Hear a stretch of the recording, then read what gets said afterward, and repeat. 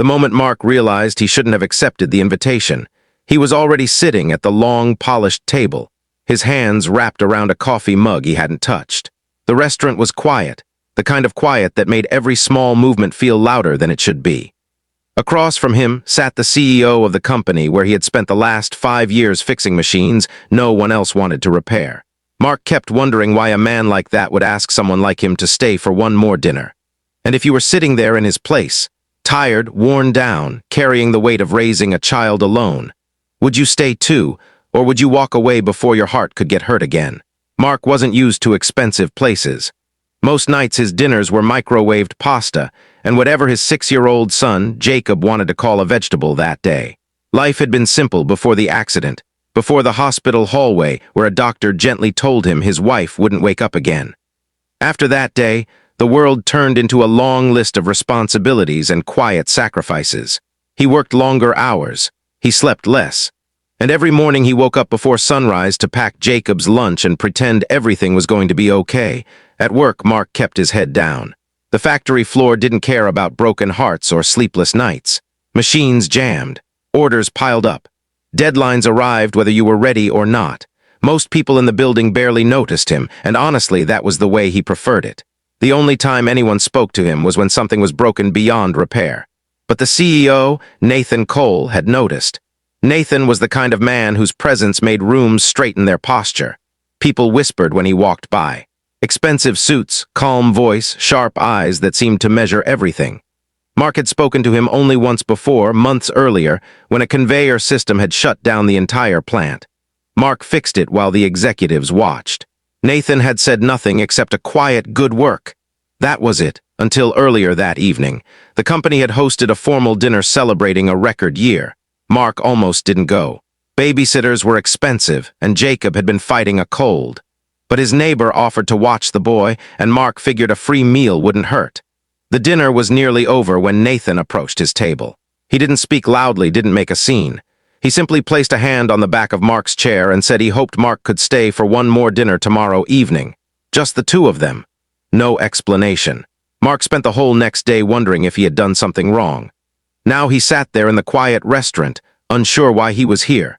Nathan finally leaned forward slightly, studying him in a way that felt less like inspection and more like understanding.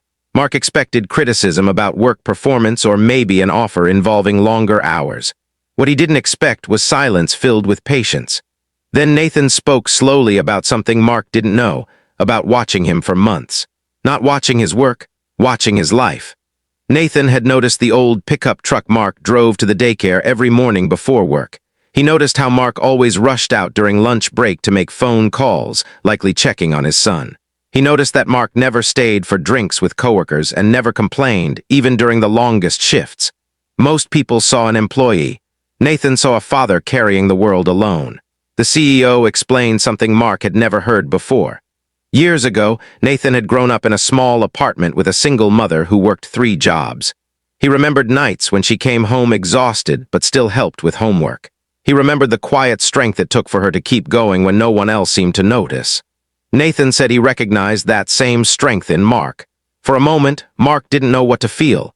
Embarrassment mixed with confusion. He wasn't trying to be strong. He was just trying to survive.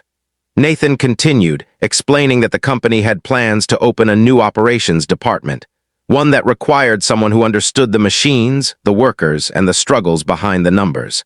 Someone who knew what real effort looked like. Nathan told Mark he wanted him to run it.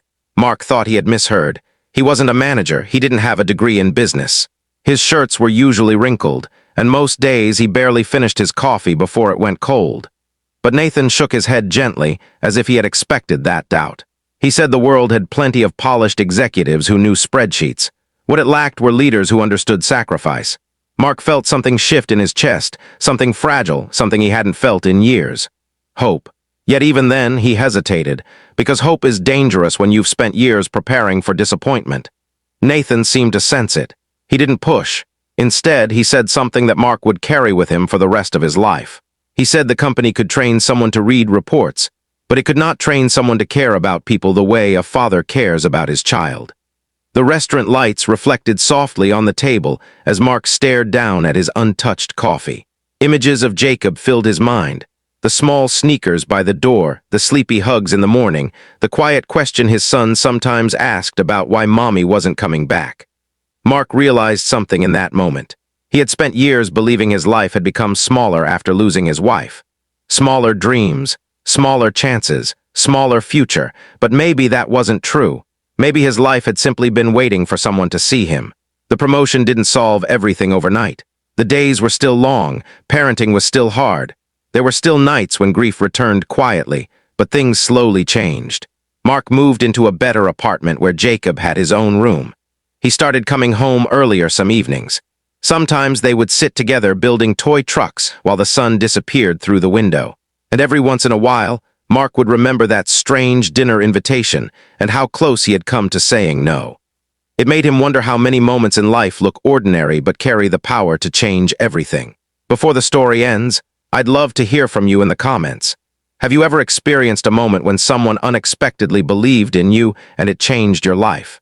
And if this story touched your heart even a little, please consider liking, sharing, and subscribing so more people can hear stories that remind us how powerful kindness, second chances, and simple human recognition can truly be. Red.